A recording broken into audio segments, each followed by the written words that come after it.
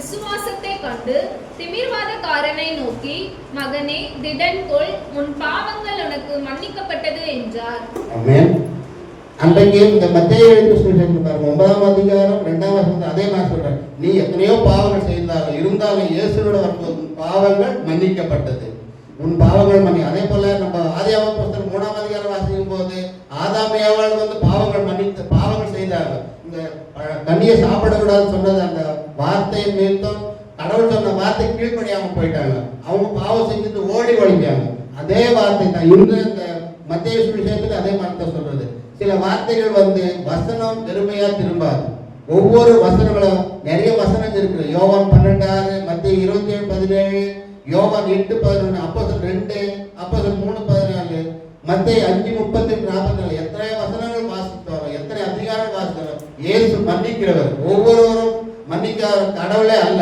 சிறு பிள்ளை தப்பு செய்தாலும், நாம் தப்பு செய்திருந்தாலும் ஒவ்வொரு பிள்ளைகளும் மன்னிக்கணும். நாம் இப்ப சபையில் யாரா இருந்தாலும் எந்த தப்புகள் செய்திருந்தாலும் ஒவ்வொரு பிள்ளைகளும் மனசாம் விட்டு மன்னிக்கணும். நான் இப்போ நம்ம தாய் தப்பு செய்தாலும் அவரை மன்னிப்பு கேட்கணும். பிள்ளைகள் யாரு செய்தாலும் நான் மன்னிப்பு கேட்கணும். என் மனைவி நான் தப்பு செய்தால் அவர்களிடையே மன்னிப்பு கேட்கணும். அதுபோல ஒவ்வொரு பிள்ளைகளும் இந்த மனசாப்பு வேணும், மன்னிக்கக்கூடிய மனத்தன்மை வேணும்.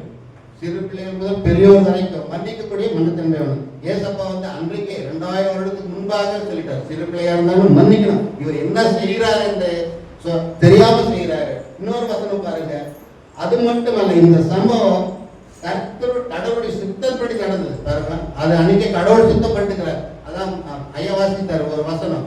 அது அன்றைக்கு ஏசாயா தீர்க்கதரிசன புத்தகத்திலே கடவுளுடைய சித்தம் இல்லாம எந்த ஒரு காரியம் நடக்காது. கடவுளுடைய சித்தத்தின்படி தான் எல்லாரும் நடக்கும். அந்த கடவுளுடைய சித்தத்தின் நடந்தது என்று வேதம் கூறுகிறது பாருங்க. நான் சொல்ல, பைபிள் சொல்லுது, கடவுளுடைய சித்தத்தின்படி தான் ஒவ்வொரு வார்த்தையும் நடக்கிறது. கடவுள் சித்தம் வேதம் கூறுவது. இவரை சிலுவையில் அரைத்த கைகள் மட்டும்தான் அக்கிரமக்காரர்கள் கைகள் என்றும் இதற்கான திட்டமும் தீர்மானமும் கடவுளுடைய என்று வேதம் கூறுகிறது. வேதம் இந்த ஒவ்வொரு வசனங்களும் வேதத்துல தான் இருக்கு. இந்த வார்த்தையே வெறுமையா போகாது. நம்முடைய சபையில் எல்லா பிள்ளைகளுக்கும் மன்னிக்கிற தன்மை வேணும். ஒவ்வொரு பிள்ளைகளுக்கும் மன்னிக்கக்கூடிய தன்மை வேணும். சிறு பிள்ளைகள் பெரியவர் மன்னிக்கிற ஒரு தன்மை வேண்டாம். நீங்க தப்பு பண்ணிட்டீங்கன்னா அதற்கு விலை மதிக்க முடியாத ரத்தத்தை சிந்தி உங்களை நான் மீட்டுக் கொண்டிருக்கிறேன் என்று கர்த்தருடைய வார்த்தை சொல்லுகிறது. தெரியுமானவர்களே, ஏன்னா அந்த ரத்தத்திற்கு எதுவுமே நிகர் கிடையாது. அந்த ரத்தத்திற்கு எதுவுமே ஈக்குவலண்ட் கிடையாது. உமக்கு ஒப்பானவர் யார் இந்த உலகத்தில் என்று வேத வாசனம் சொல்லுகிறது. அப்போ நம்ம சொல்லும் போது அவருக்கு நிகரானவரோ அவருடைய சிந்துகிற அந்த ரத்தத்திற்கோ ஒரு பாக்கியவதியா நம்ம இல்லவே இல்லை.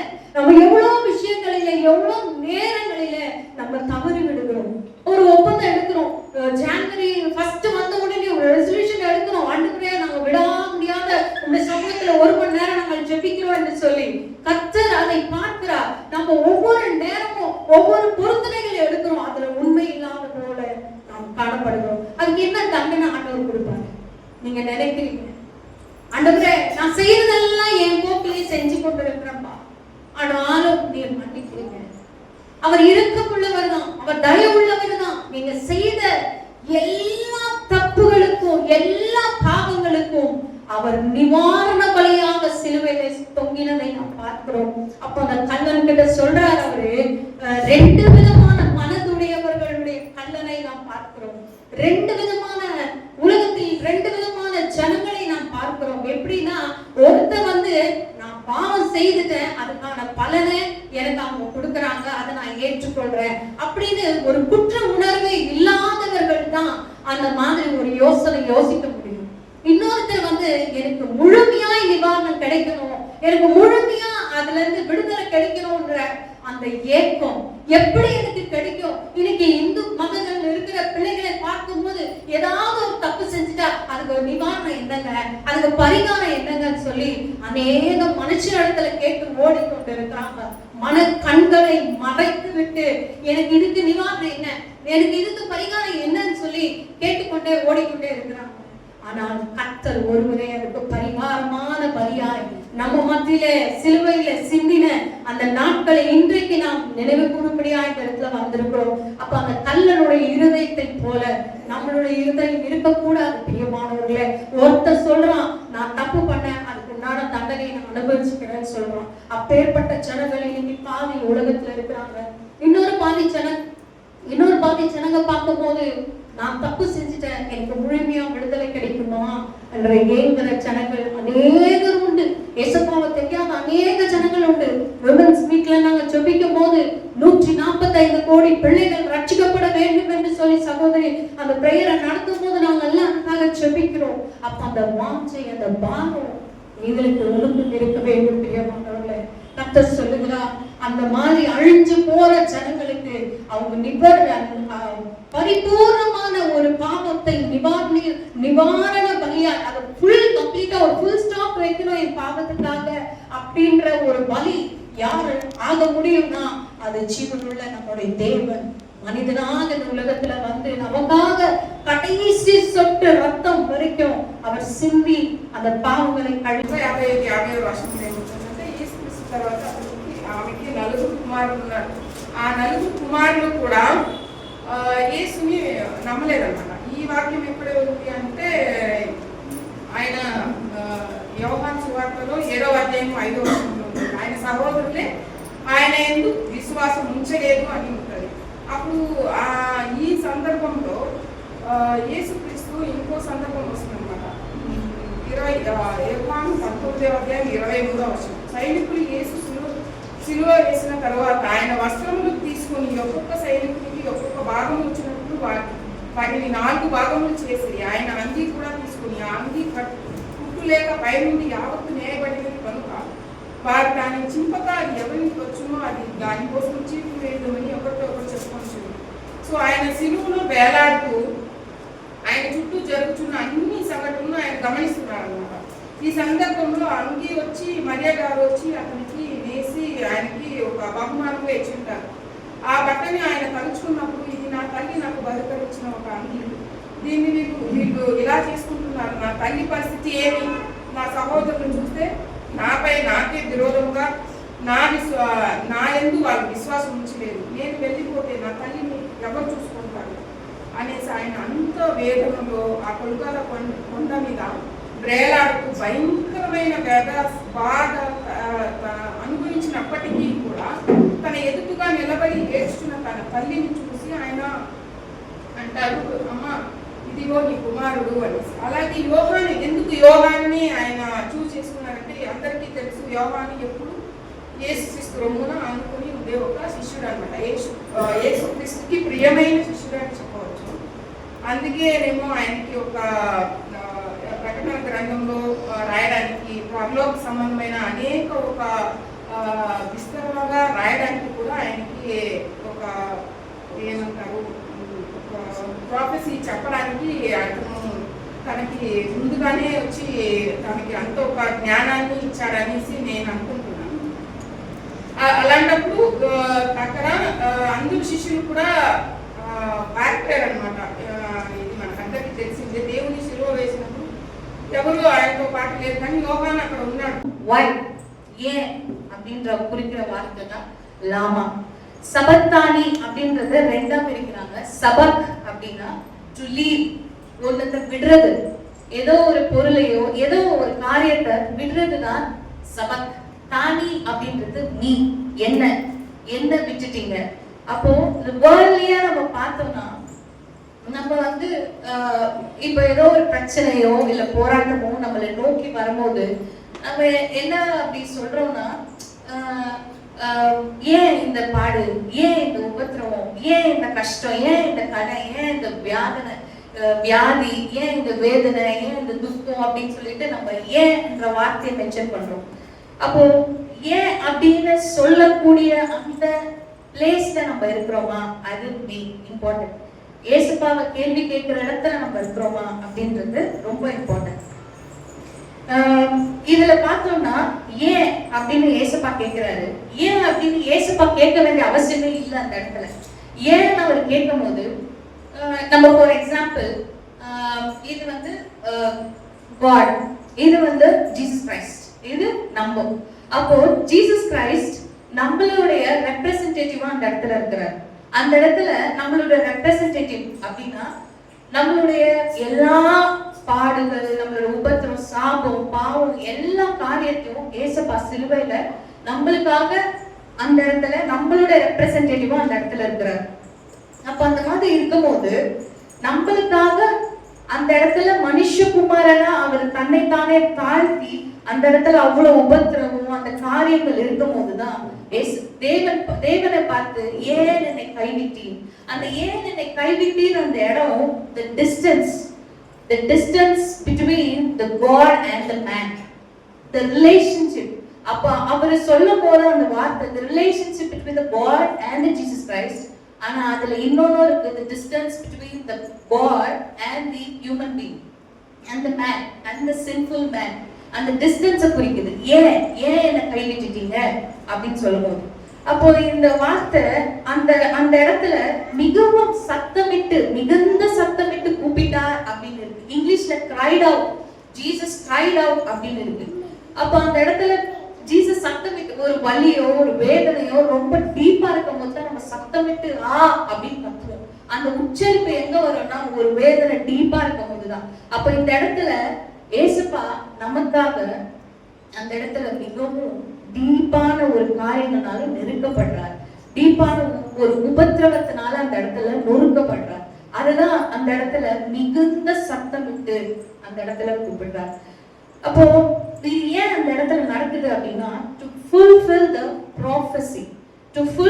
prophecy அப்படின்னா இது அப்படியே நீங்க பழைய ஏற்பாட்டுல பார்த்தோம்னா Psalm 22ல இருக்கு. அந்த 22 ஃபுல்லா நம்ம படிச்சோம் அப்படின்னா ஸ்டார்ட் ஆகுறது என் தேவனே ஏன் என்னை கைவிட்டீர்னு சொல்லிட்டு தாவீது அந்த இடத்துல சொல்வார். Psalm 22 எடுக்கலாம். Psalm 22ல ஃபுல்லாவே அவருடைய பாடுகள், என் தேவனே ஏன் என்னை கைவிட்டீர், எனக்கு உதவி செய்யாமலும் நான் கதறி சொல்லும் வார்த்தைகளை கேளாமலும் ஏன் தூரமா இருக்கிறேன். the distance between the man and the God.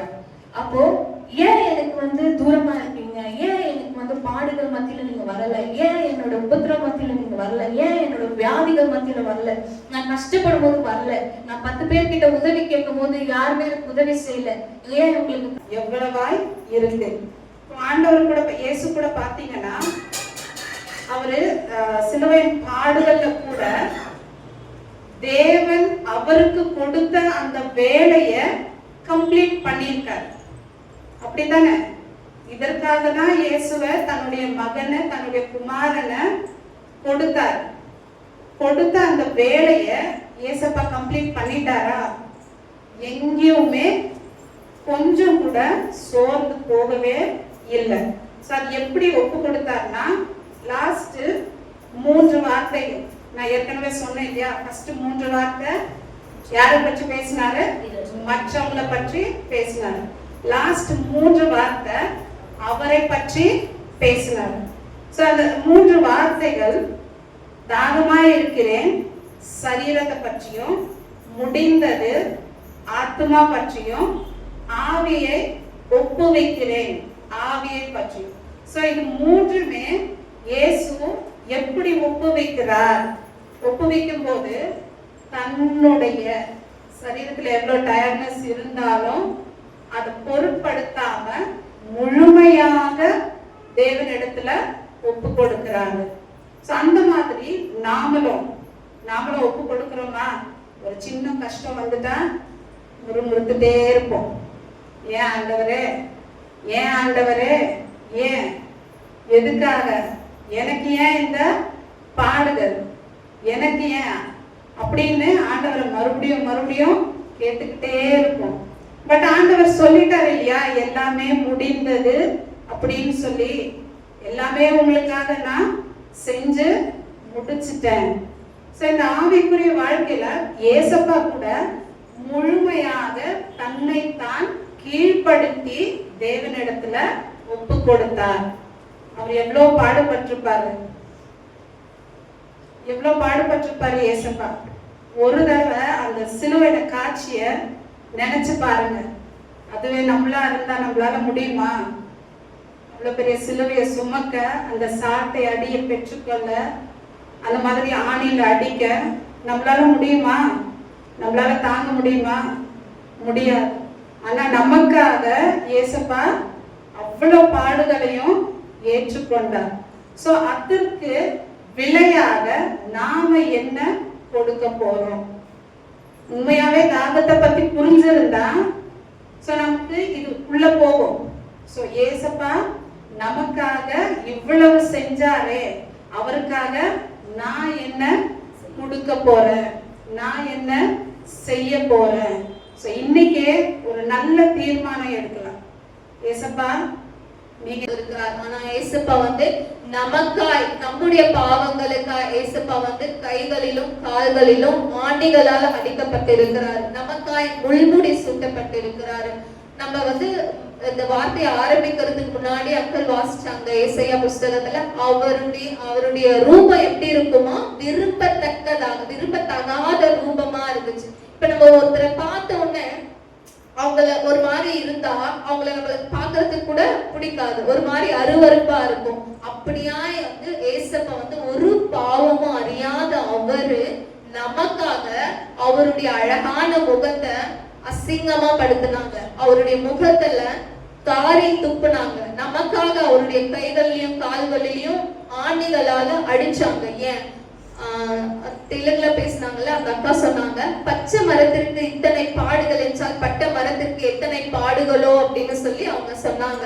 அப்படியா கூட பச்சை மரம் இதுக்கு என்ன மீனிங் அப்படின்னு பார்த்தா, ஒரு பாவமும் செய்யாத அவருக்கே இந்த பாடுகள் என்றா எல்லா பாவத்தையும் செஞ்சுட்டு வந்த நமக்கு கேள்விக்குறிதான். அப்படியா கூட ஏசப்பா நமக்காய் ஏசப்பா சிலுவையில ஒரு பாவமாய் சாபமாய் நமக்காய் அடைக்கப்பட்டிருக்கிறார். இன்னொன்று, தீர்க்க தரிசன வசனம் நிறைவேறி முடிந்தது. சங்கீதம் 69:21 வாசிக்கலாம்.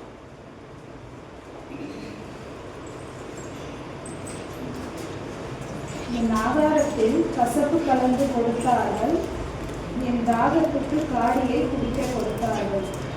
இதுல இருக்கும், என் ஆகாரத்தில் கசப்பு கலந்து கொடுத்தார்கள்,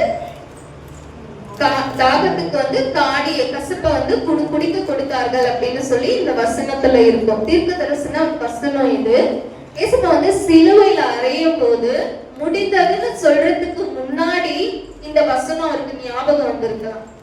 இப்ப முடிந்ததுன்னு சொன்னதுக்கு அப்புறம் அவங்களை தாகமா இருக்கிறேன்னு சொல்லி இருக்கலாம். ஆனா இல்ல, இந்த தீர்க்க தரிசன வசனத்தை நிறைவேற்றுவதற்காக ஏசப்பா என்ன பண்ணாரு, முடிந்தது என்று சொல்றதுக்கு முன்னாடி தாகமா இருக்கிறேன் என்று சொல்லுகிறார். யோவான் 19:28-30 வரைக்கும் நம்ம வாசிச்சோம்னா அதுல வாசிக்கலாம். யோவான் 19. அதன் பின்பு எல்லாம் முடிந்தது என்று இயேசு அறிந்து வேத வாக்கியம் நிறைவேறத்தக்கதாக தாகமாய் இருக்கிறேன் என்றால், காடி நிறைந்த பாத்திரம் அங்கே வைக்கப்பட்டிருந்தது. அவர்கள் கடற்காலனை காடியிலே போய்த்து ஈசோப்பு தண்டில் மாட்டி அவர் வாயினிடத்தில் நீட்டி கொடுத்தார்கள். இயேசு காடியை வாங்கின பின்பு முடிந்தது என்று சொல்லி தலையை சாய்த்து ஆவியை ஒப்புக் கொடுத்தார். ஆமென். அதன் பின்பு எல்லாம் முடிந்தது என்று இயேசு அறிந்து வேத வாக்கியம் நிறைவேறத்தக்கதாக தாகமாய் இருக்கிறேன். சாகவில்லை. அங்க பொதுவா சிலுவையில ஜீவன் கொடுக்கிறவங்க எல்லாம் நீங்க பார்த்தாக்கா மூச்சு விடாம திணறி அவங்க மூச்சு இழுத்துதான் அவங்க ஜீவனை விடுவார்கள். ஆனா இயேசு சுவாமி இந்த ஜீவனுக்காக இது சாய்ந்த பிறகுதான் அவர் ஜீவனை விடுகிறார். டிஃபரெண்ட் தெரியுதா? சிலுவையில யார் ஜீவனை விட்டாலும் எவ்வளவு பாடுகள், எவ்வளவு போராட்டங்கள், அவங்களால முடியல, அப்படி அவர்கள் சிலுவையில மூச்சு விட முடியாது, அவங்களால திணறி அவங்க ஜீவன் போகும். ஆனா இயேசு சுவாமிக்கு அப்படியாப்பட்ட காரியங்கள் எதுவுமே நடக்கவில்லை. இயேசு சுவாமியாதான் தன் ஜீவனை ஒப்பு கொடுத்தார். ஏன்னா எங்க இயேசு சுவாமி நினைத்திருந்தா அவர் ஜீவனை அவரு பெற்றிருக்கலாம். அவருக்காக பரலோகத்தில் இருக்கிற தேவ தூதர்கள் எல்லாம் எதிர்பார்த்து கொண்டு இருக்கிறார்கள். ஏன் இவருக்கு இப்படி ஆகுது, ஏன் இவருக்கு தேவ தூதர்களுக்கே தெரியல அங்க என்ன நடந்து கொண்டு இருக்கிறது அப்படின்ட்டு. அவர் எத்தனையோ அவரு 3.5 years ஊழியத்துல எத்தனை மரிச்சவங்களை அவங்க எழுப்பியிருப்பாங்க, எத்தனை பேருக்கு கண்கள் கொடுத்திருப்பாங்க, எவ்வளவு அற்புதங்கள் ஏசப்பா பண்ணியிருப்பாரு இல்லையா? ஆண்டவர் நினைச்சிருந்தா அந்த சிலுவையில இருந்து அவர் வந்திருக்க முடியும். எஸ், கரெக்ட், வந்திருக்கலாம். நம்மளுக்கு சில டைம்ல அதெல்லாம் தோணும். அதுதான் அங்க இருக்க தெய்வ தூதர்கள் கூட உத்து கவனித்துக் கொண்டு இருக்கிறாங்க. இவர் ஏதாச்சும் சொல்லுவாரா, நம்ம போய் பண்ண மாட்டோமா, இவர் ஏதாச்சும் சொல்லுவாரா என்று பண்ண மாட்டேன். ஆனா ஆனா அந்த இயேசு சுவாமி இங்க சொல்லல. காரணம் அவருடைய சித்தம் அல்ல, பிதாவுடைய சித்தத்தின்படி இதெல்லாம் செய்து கொண்டு வருகிறார். பிதாவுடைய சித்தம் நீங்க எங்க பார்த்தாலும், எந்த ஜெபத்தில் பார்த்தாலும் இயேசு சுவாமி என்னுடைய சித்தம் அல்ல, பிதாவுடைய சித்தத்தின்படியே ஆக கடவுது. அதுக்குதான் சொல்றாரு பிதாவின் சித்தம். இயேசு சுவாமி இந்த உலகத்துல வாழ்ந்த நாட்கள்ல பார்க்கும்போது அவர் பிதாவின் சித்தத்தை தான் எல்லாவற்றையும் செய்து கொண்டு வருகிறார். இது கூட ஏதோ தற்செயலா சடுதியா சடனா நடந்த காரியம் அல்ல. இயேசு சுவாமி சிலுவையிலே அறையப்படுன்றது சடன்லி நடந்த காரியம் அல்ல. இயேசு சுவாமி பிதாவினால முன்குறிக்கப்பட்ட காரியங்கள். நீங்க இப்படி உலகத்துக்கு போகணும், எப்படியாக 3 வருஷம் ஊழியம் செய்யணும், சிலுவையிலே மறிக்கணும் என்பது பிதாவினால் நியமிக்கப்பட்டு இயேசு சுவாமி உலகத்துக்கு வந்து பிதாவின் சித்தத்தின்படி இதெல்லாம் செய்து கொண்டு இருந்தார். அதுதான் இயேசு சுவாமி ஒரு ஜீவாதிபதியா இருக்கிறார். அவர் அநேகருக்கு ஜீவன் கொடுக்கிற தேவன். அவரிடத்திலிருந்து எப்படி அந்த ஜீவனை எடுக்க முடியும்? அந்த போர்சேவர்கள் எல்லாம் நினைத்திருப்பார்கள், ஓ இயேசு சுவாமி நம்ம கொண்டுட்டோம். நோ, அங்க இயேசு சுவாமி கொல்லப்படல, இயேசு சுவாமி சாகடிக்கப்படல, இயேசு சுவாமி எதுவும் பண்ணப்படல. இயேசு சுவாமி ஜீவாதிபதியா இருக்கிறார். ஜீவாதிபதியை யாரும் கொல்ல முடியாது.